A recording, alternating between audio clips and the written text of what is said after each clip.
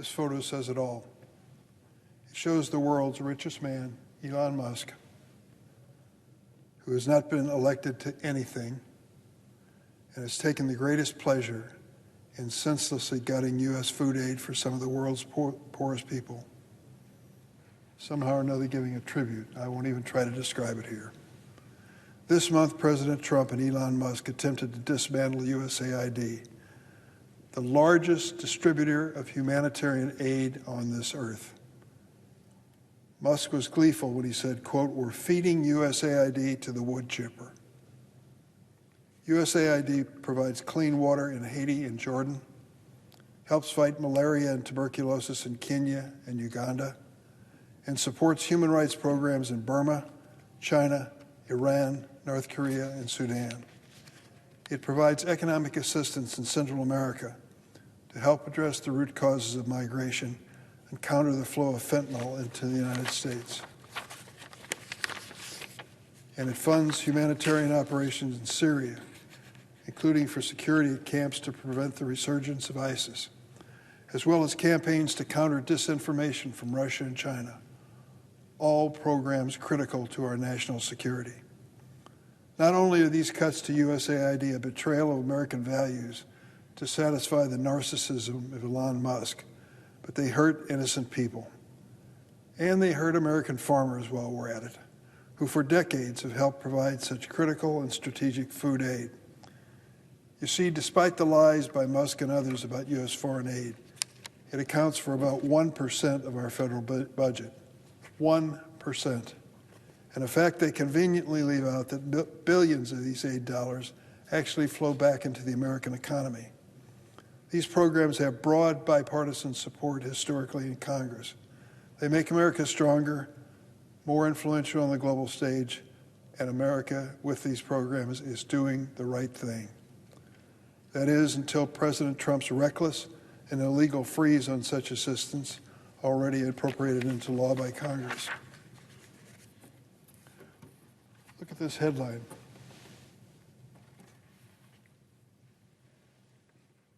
Gutting U.S. aid threatens billions of dollars for U.S. farms and businesses, including American farmers, dealing in rice, wheat, and soybeans purchased as food aid.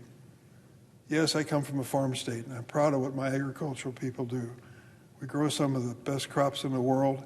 God has blessed us with the land and climate to achieve that. They not only feed the world, they feed the poorest people in the world as well.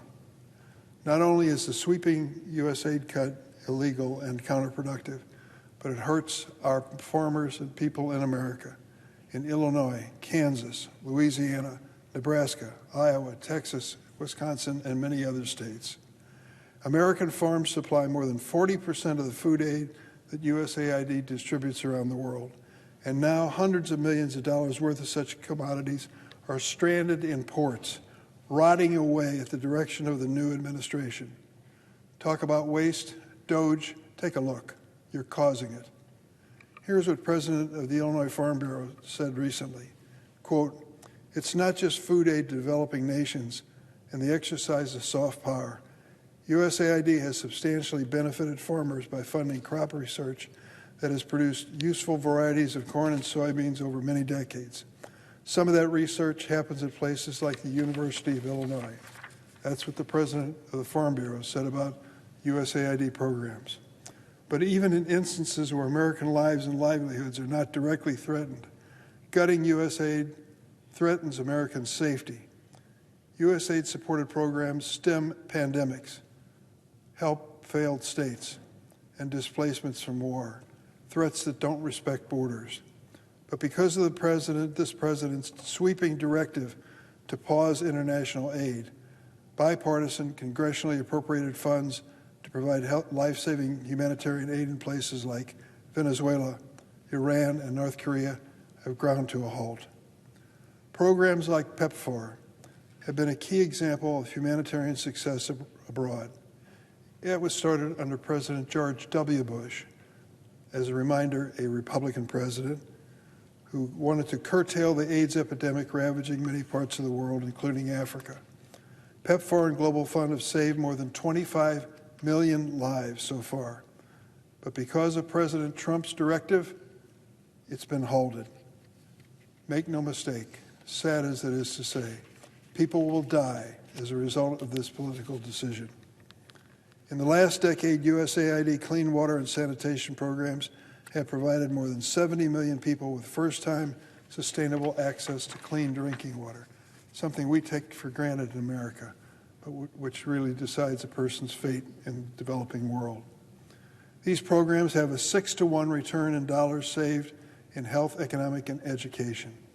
But because of President Trump's directive, innocent people across the world will suffer, and America's reputation will be weakened, not made stronger. And American defense officials for generations have supported these programs.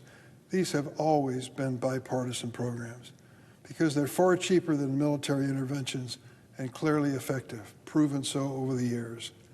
Trump's first Secretary of Defense, Jim Mattis, said, "If we don't fund foreign aid, quote, then I need to buy more bullets." When did saving lives of innocent people, strengthening the American economy in the process, and growing our soft power presence around the world become a political issue? Under President Donald Trump and the co-president Elon Musk. Lastly, I want to highlight how lies about USAID have spread online, some amplified by Russia, China, and other adversaries. For example, there's a false video created by a private company which links to the Kremlin, the company with links to the Kremlin, alleging that celebrities were paid by USAID to visit Ukraine. The Russian influence campaign was reposted on Twitter by Elon Musk, no surprise, and became a viral disinformation rallying cry against USAID. But it was false, like so many allegations of supposed outrage by USAID. Yet this kind of nonsense is used by Mr. Musk to justify gutting entirely congressionally appropriated American soft power programs, while many of my Republican colleagues, virtually all of them, sit silently. Nations like China already sense strategic openings under President Trump's decisions to halt U.S. foreign aid. This Senate, Republicans and Democrats, cannot afford to roll over, play dead, and hand over congressional authority on these bipartisan programs and on larger constitutionally designated congressional appropriation powers. Mr. President, I know foreign aid is misunderstood by many Americans. They think it's about 20% of the federal budget when asked. As I said, it turns out to be 1%. I've seen it in action around the world. Some of the scenes that I witnessed, I'll never forget. A dusty village in India where the children were given for lunch something that my kids would never have touched and yours probably wouldn't either. It was like a dough ball that they use for catfish bait in my part of the world. And you looked at that ball and you think, they're going to eat that? Sure, it's full of good grains and nutrients, but it doesn't look very appetizing. They ate it like it's their last meal. But they didn't eat it quickly. They hesitated and stopped for a moment, bowed their heads in prayer, and then lifted up and started eating their lunch. I asked the person running the program, what was the prayer all about? They said they were thanking the United States of America for sending this food to them, because otherwise they would have nothing. I take great satisfaction in that experience and memory.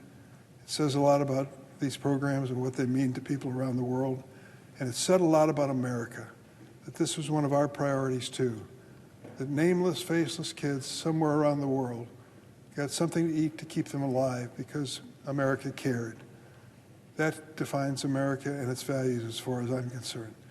The notion of, quote, feeding the USAID program to a wood chipper may be a big laugh for Elon Musk, but it's a sad commentary on the values of Mr. Musk and this administration.